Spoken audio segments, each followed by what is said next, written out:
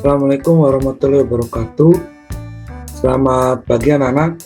Pagi hari ini kita berjumpa lagi di pembelajaran dengan materi tema 5, subtema 1, pembelajaran 4, 5, dan 6.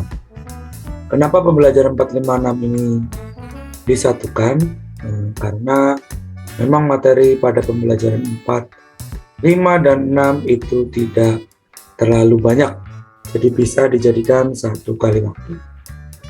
Dalam pembelajaran kali ini ada tentang wawancara, SEA Games, dan logo. Ini sudah saya rangkum. Baik, untuk mempersingkat waktu, mari kita mulai belajar. Kita buka slide pertama. Oke, pada pembelajaran 1 ya di subtema 1 ini, di tema 5 di PB3 4 ya, di PB4 ini ada materi cerita ya, teks cerita tentang kerja keras yang berbuah kesuksesan ya. Jadi materi pada buku tema saya pindahin ke sini. Saya bacakan saja materinya atau teksnya. Terlahir dari keluarga yang kurang mampu membuat Reza Nur Hilman harus berpikir keras membantu kehidupan keluarga. Di tengah himpitan ekonomi keluarga, suatu hari Reza mengambil keputusan untuk menjual keripik singkong.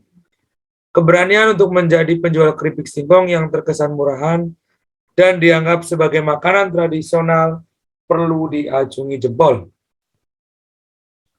Gagasannya dalam mengolah keripik singkong ternyata mampu membuat makanan kecil tersebut digemari dan mempunyai nilai jual lebih. Produk tersebut bahkan berhasil mendunia. Kesuksesan yang diraih Reza adalah berkat kerja kerasnya. Pria berusia 24 tahun ini memulai wirausaha dari nol.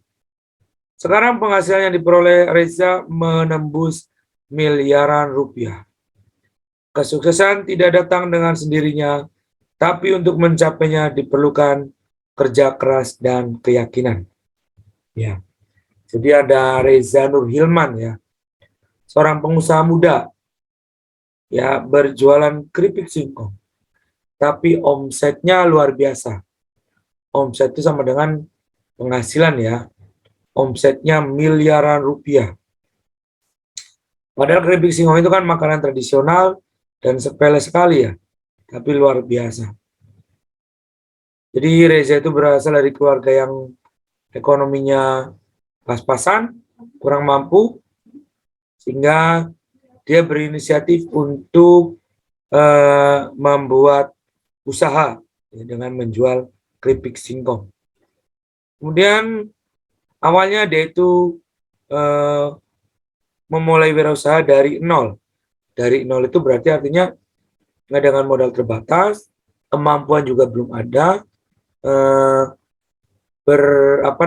untuk teknik menjual juga belum paham, jadi benar-benar dari nol ya. Jadi belum bisa apa-apa, tapi luar biasa berkat kerja kerasnya Reza Nur Hilman sekarang memiliki omset yang miliaran rupiah. Ya, usianya padahal baru 24 tahun. Oke, itu teks tentang kerja keras yang berbuah kesuksesan dari pengalaman hidup seorang Reza Nur Hilman. Nah, ini nanti ada pertanyaan-pertanyaan yang bisa dijawab. Itu ada di soal evaluasi. Nanti akan disampaikan di akhir video. Oke. Nah, ini ada juga tentang wawancara. Di pembelajaran 5 itu ada tugas wawancara. Kalau di pembelajaran tatap muka seperti normal seperti biasa, kamu biasanya berdua atau bertiga dengan teman mewawancara pedagang atau pengusaha yang ada di sekitar sekolah atau lingkungan rumah. Tapi karena masa PTMT ya, pembelajaran masih terbatas, Makanya ini kamu lakukan di sekitar rumah saja. Bisa minta bantuan orang tua untuk menemani pada saat wawancara, pada saat kegiatan wawancara tersebut. Ya, jadi wawancaranya itu dengan pemilik usaha kecil yang ada di sekitar rumah. Ya, kamu cari tahu informasi bagaimana pemilik usaha tersebut menjalankan usahanya dan sikap apa saja yang mereka terapkan dalam menjalankan usaha. Kemudian tuliskan juga bagaimana kamu menghargai keberagaman kegiatan ekonomi yang ada di sekitarmu. Jadi yang penting dua ini ya.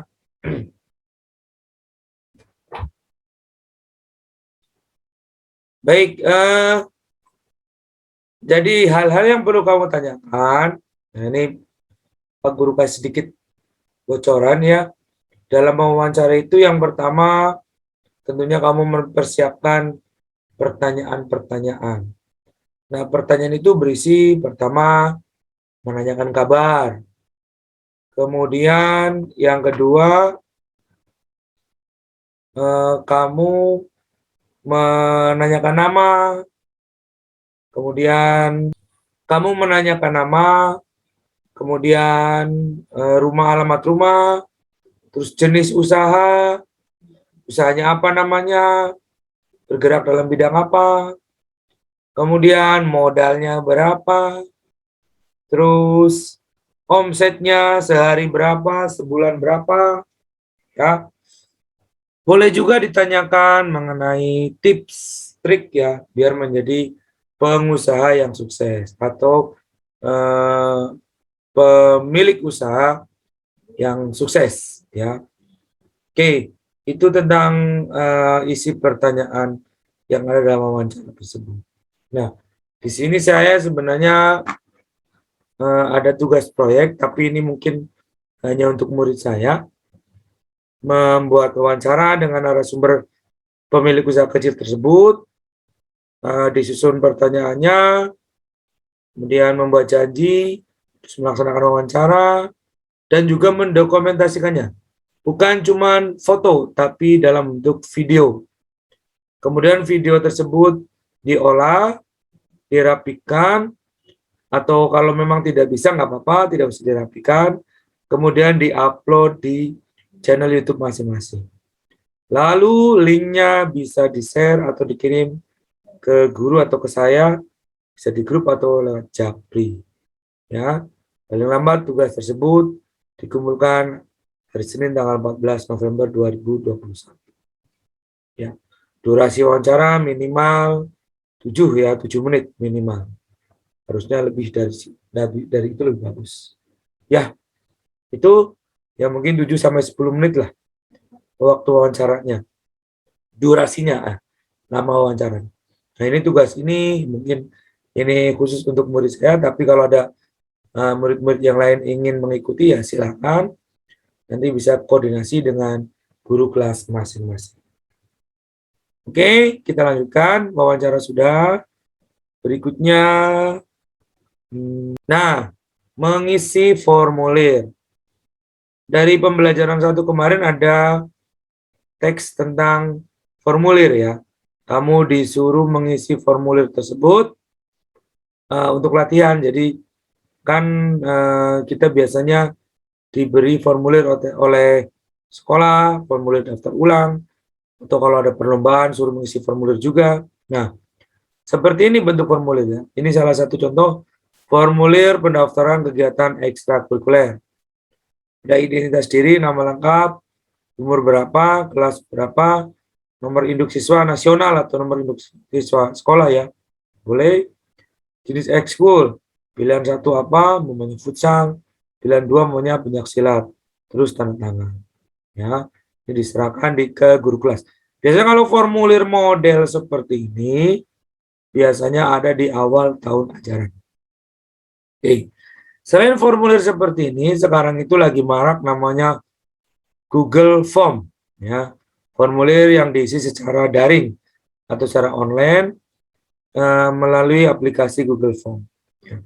Tentu kalian sudah terbiasa ya kalau murid saya membuka Google Form, biasanya ulangan penilaian harian atau PTS atau PHS juga menggunakan Google Form. Nah, Saya akan coba menampilkan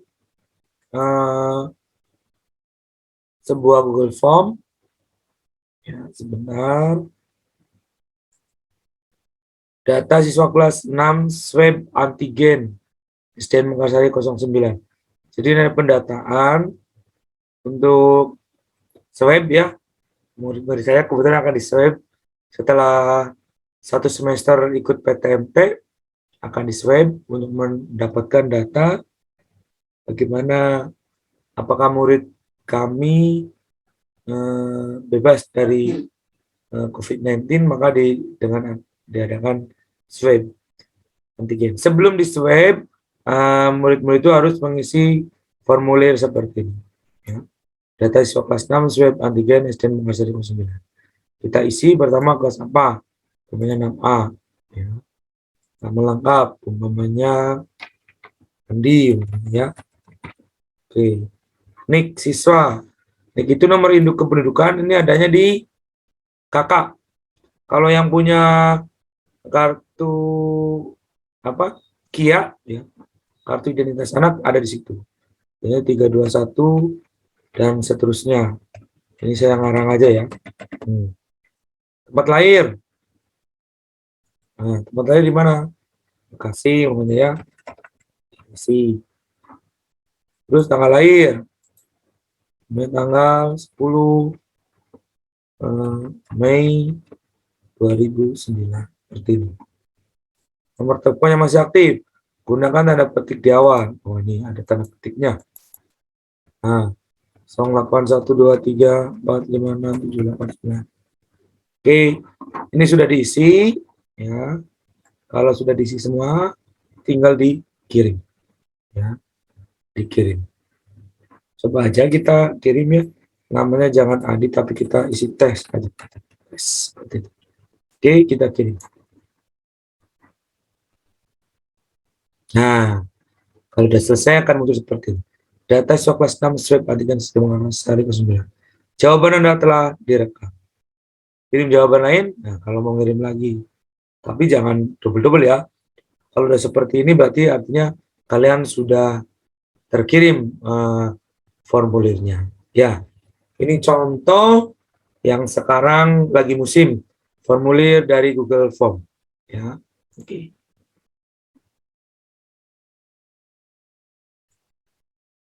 Nah, biasanya kita formulir seperti ini, sekarang ada Google Form. Ya.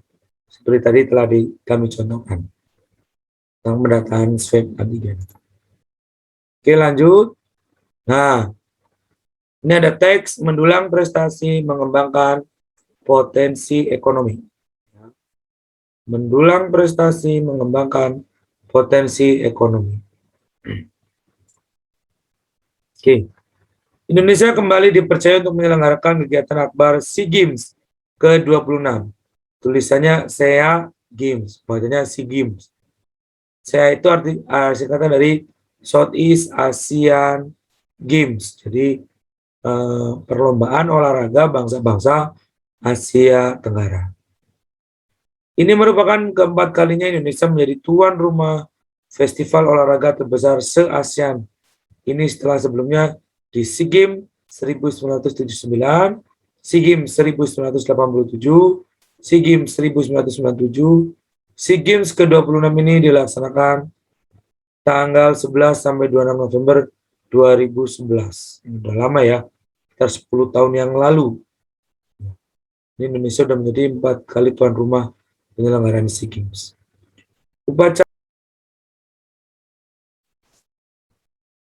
Upacara pembukaan diselenggarakan secara spektakuler di sepanjang Sungai Musi, sedangkan penutupan di gedung bersejarah Benteng Kuto Besak atau Fort. Bumi Sriwijaya atau Palembang ditetapkan sebagai tuan rumah penyelenggaraan SEA Games di samping Jakarta yang menjadi tuan rumah pendukung. Dengan demikian, setelah Chiang Mai dan Nakhon Ratchasima di Thailand, salah satu provinsi terbesar di Pulau Sumatera ini akan tercatat sebagai salah satu dari 3 kota yang pernah menyelenggarakan SEA Games di luar ibu kota negara. Ya, karena dari tahun 979, 87, 97 itu SEA Games itu adanya di Jakarta, di ibu kota negara. Palembang itu kan ibu kota provinsi, termasuk salah satu ibu kota provinsi yang menjadi tuan rumah SEA Games. 2 tahun sebelumnya, Laos yang baru bergabung dengan ASEAN dipercaya menjadi tuan rumah untuk SEA Games 25. Indonesia bertekad menyusul keberhasilan Laos tersebut.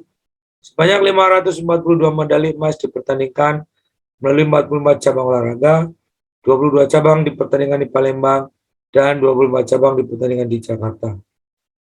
Setidaknya ada 3 sukses yang dapat dicapai Indonesia terkait pelaksanaan SEA Games ke-26, yaitu sukses prestasi, sukses penyelenggaraan, dan sukses dalam peningkatan perekonomian, terutama di 2 tempat terselenggaranya tersebut, itu Palembang dan Jakarta. Maksudnya sukses prestasi artinya atlet Indonesia berhasil mendulang emas dengan menjadi juara umum. Sukses penyelenggaraan maksudnya SEA Games itu sukses, tidak ada masalah. Sukses peningkatan ekonomi, ya ekonomi masyarakat Palembang jadi naik karena banyak wisatawan dari luar negeri. Peningkatan sektor ekonomi, dalam hal peningkatan perekonomian bukan hanya industri besar. Penyelenggaraan SEA Games juga berpotensi memajukan perekonomian Sumatera Selatan secara keseluruhan. Ya, seperti tadi saya sampaikan, menjelang acara pertumbuhan ekonomi, provinsi ini mengalami peningkatan hingga 6,4% disebabkan pembangunan fisik sarana dan prasarana SEA Games yang menggunakan tenaga kerja besar-besaran. Persiapan SEA Games terlihat telah meningkatkan geliat ekonomi masyarakat di Palembang dan sekitarnya. Setidaknya sejak awal tahun 2011, geliat ekonomi ini terlihat dari dibangunnya sejumlah hotel baru, terserapnya sekitar 4.000 tenaga buruh untuk pembangunan, serta meningkatnya kegiatan di sentra kerajinan rakyat untuk pembuatan cenderamata. Sekitar 5.000 atlet dari negara di Asia Tenggara, termasuk dari Indonesia, akan berpartisipasi dalam ajang ini. Sukses prestasi, sukses penyelenggaraan, dan sukses dalam peningkatan perekonomian tentunya tidak terlepas dari kerja keras dari seluruh pihak. Oke, itu tentang SEA Games ya. Ini setiap 2 tahun sekali penyelenggaraannya. Oke, nah, ini logo SEA Games. Baik, mengenai SEA Games, saya tampilkan ya. Nah, baca langsung. Ini tadi logonya, logo SEA Games. Ya, seperti ini. Pertama di Thailand, 1959. Namanya SEA Games di Bangkok. Ya. Diselenggarakan 2 tahun sekali. Terakhir itu di Filipina. SEA Games 2019 itu di Filipina. Oke. Ini pesertanya. Tahun 1977 Brunei Darussalam baru ikut.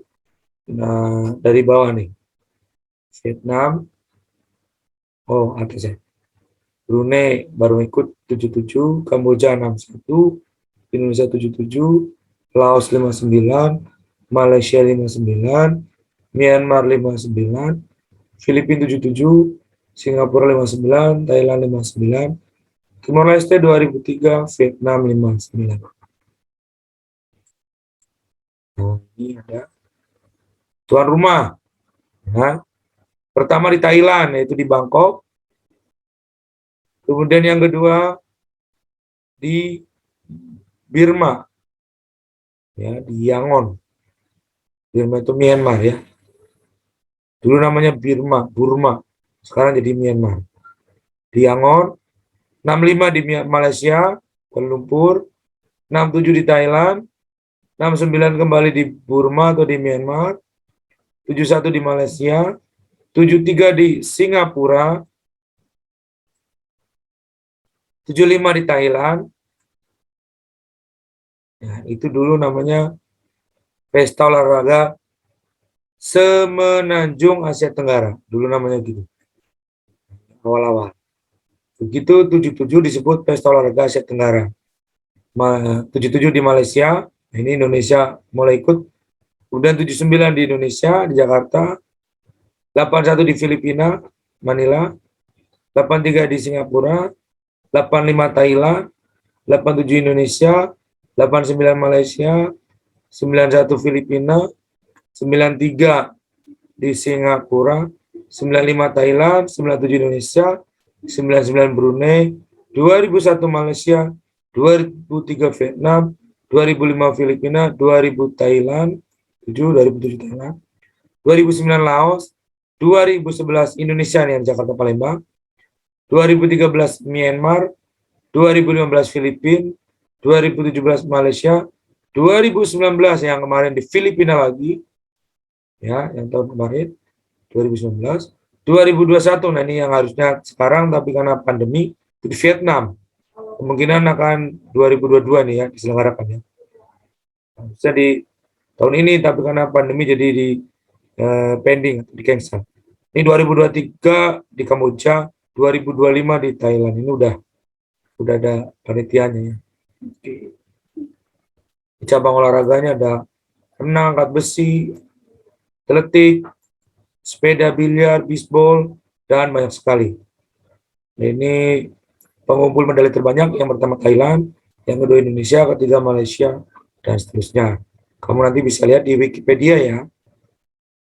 Nah, ini juara-juaranya nih. 59. Itu Thailand. Yang ikut ini 7 negara. Oke, ini yang terakhir di mana? Nih, 2019 juara pertamanya Filipina, juara duanya Vietnam, tiganya Thailand, empatnya baru kita Indonesia, 5-nya Malaysia. Ini SEA Games terakhir di. Oke, ini logo SEA Games. Nah, ini logo ASEAN.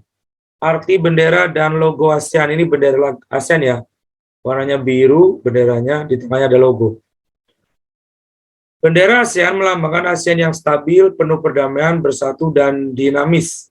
Adapun lambang ASEAN berada di tengah bendera ASEAN, sedangkan warna bendera dan lambang ialah biru, ini benderanya biru, merah, ini merah, putih, ini yang listnya, dan kuning, ini seperti ini kuningnya ya. Masing-masing mewakili warna dasar setiap bendera negara anggota ASEAN.